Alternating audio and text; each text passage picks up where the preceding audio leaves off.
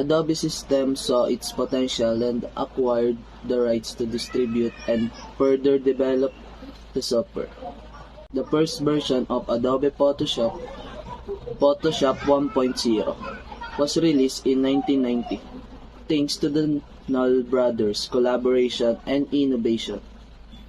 Photoshop revolutionized the way images are edited and manipulated, becoming an indispensable tool for photographers, graphic designers, artists, and professionals in various creative fields. Their work has had a profound impact on the digital imaging industry, and Photoshop remains an integral part of the Adobe Creative Cloud suite of software products. We're going to discuss about the basic of Photoshop. The first one is cropping. A cropping is a common image processing technique used to remove unwanted parts of an image or to change its aspect ratio by selecting and retaining only a specific portion of the original image. For example, like yung meron kang image, then meron kang ayaw na isaling part ng image, pwede mo siya i-crop. Like magkaiba ang resizing sa cropping. Ang cropping kasi ayun yung inaalis mo yung mga image or yung mga ayaw mong image sa isang image. Inaalis mo yung ayaw mo sa isang image nang hindi mo siya pinapaliit. Ang resizing kasi inre-resize mo yung image into smaller or to large image, like, but hindi mo mamaalis yung ayaw mo, hindi mo maalis yung ayaw mo nakasama sa isang image. Kaya magkaiba yung cropping.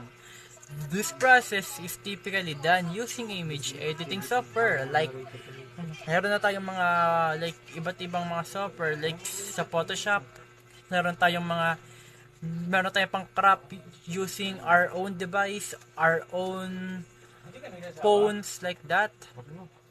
And such as improving composition. Ito po yung mga benefits ng cropping or yung mga paggamit ng cropping or kung bakit natin ginagamit yung sa cropping. So, such as improving composition, removing distraction, resizing, or fitting an image into a specific frame or layout. Sa fitting an image into specific frame or layout, ayun po yung sinasabi natin na hindi po natin gustong ayaw nating isama ang isang tao or ang isang image sa isang frame nang hindi natin siya pinapalit or pinapalaki. The second part of basic of Photoshop is resizing an image involves changing its dimension, which can include making it larger or smaller in terms of changing its width and height.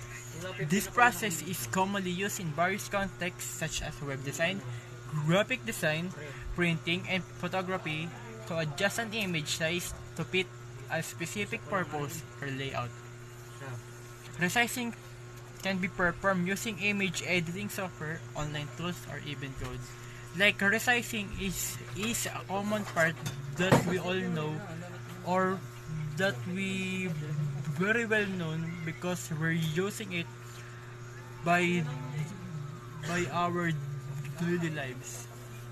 Like we're resizing image to be smaller or too large, but there are pros and cons of by using resizing. The number one pros is improve compatibility and enhance web performance, optimize storage, better print quality, improve composition. Like the disadvantages of resizing image is a loss of quality of an image, limited upscaling, or increase a small size can only improve its quality to a certain extent, beyond a certain point. the image may become unacceptability pixelated. Like the image or yung image ay hindi magiging maganda sa original form niya, or like merong original form or merong mga inire-resize na image na maganda pa din, like pero in general, most probably kung yung image ay inire-resize into larger, merong mga image na wala na yung quality or nagbabago na ng itsura or hindi na magiging maganda. The third one is of the basic Photoshop is rotating. If you want to change the angle of an image, you can rotate it by any or specific angle that you want. Like you can paste on the left by rotating on the right. Like if you rotate the image on the right, it will face the left like that. And thanks. The 5 tools in Photoshop. Number 1, rectangle Mercury tool. Number 2, elliptical Mercury tool. Number 3, single row Mercury tool. And single column Mercury tool and the lasso tool. Conclusion.